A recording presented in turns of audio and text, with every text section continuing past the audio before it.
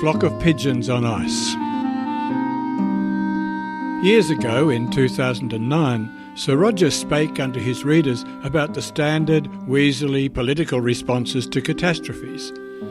Sadly, he has had too many opportunities to review his advice, and now, once again, in the aftermath of yet another foul and grotesque public demonstration in Paris of the moral superiority and loving kindness of a psychopathic Middle Eastern deity with multiple personality disorder.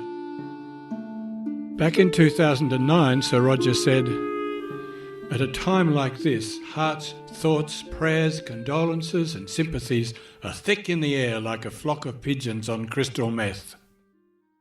Our question is, PMs and presidents not only send, convey and extend thoughts, prayers, sympathies and condolences to us, and their hearts autonomously go out to us, so how exactly do they get here? How can we tell they have arrived? What do they look like? Do we have to unwrap them? Will they all fit in my sock drawer?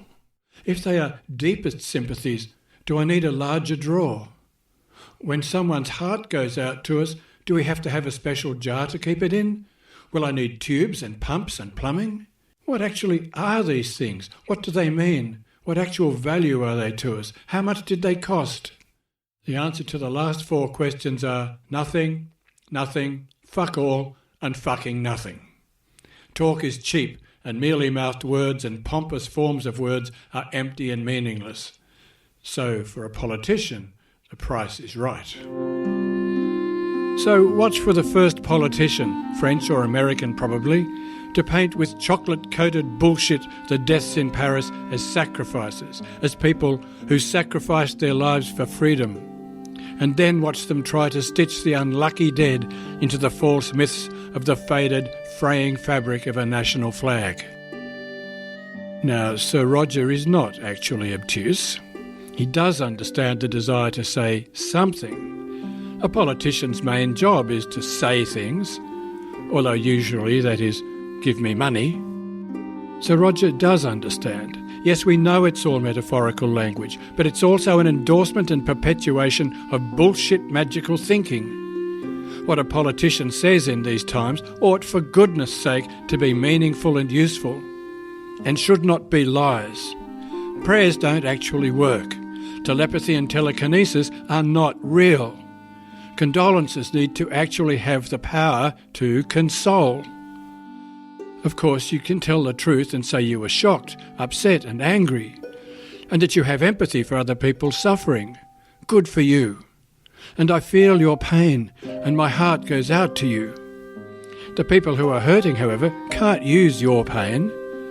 Also, don't address your remarks to dead people. One of the symptoms of being dead is that you can't hear stuff.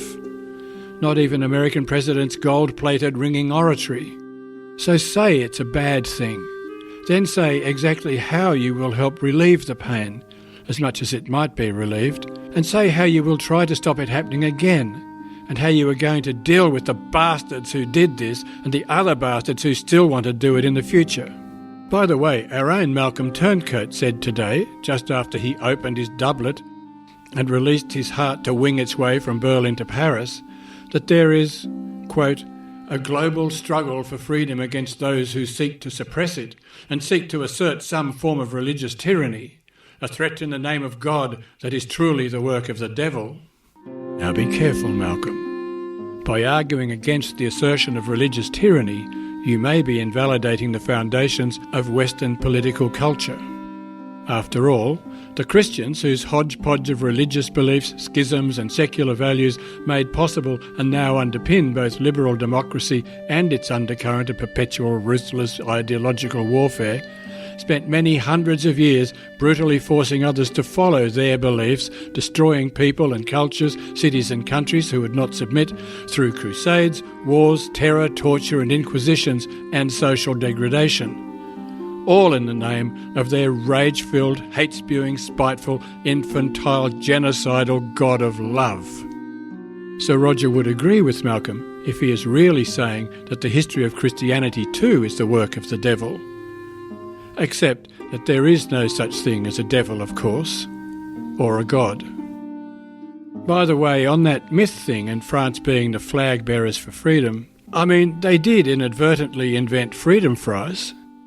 But just 54 years ago in Paris, police killed up to 200 demonstrating Algerians, massacred them in cold blood in police compounds, or drowned them in the Seine. So much for the myth of liberté, égalité, fraternité.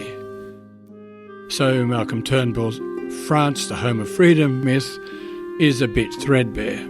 But then, what does that matter when a great myth is hungry? Sir Roger's heart goes out to, you know.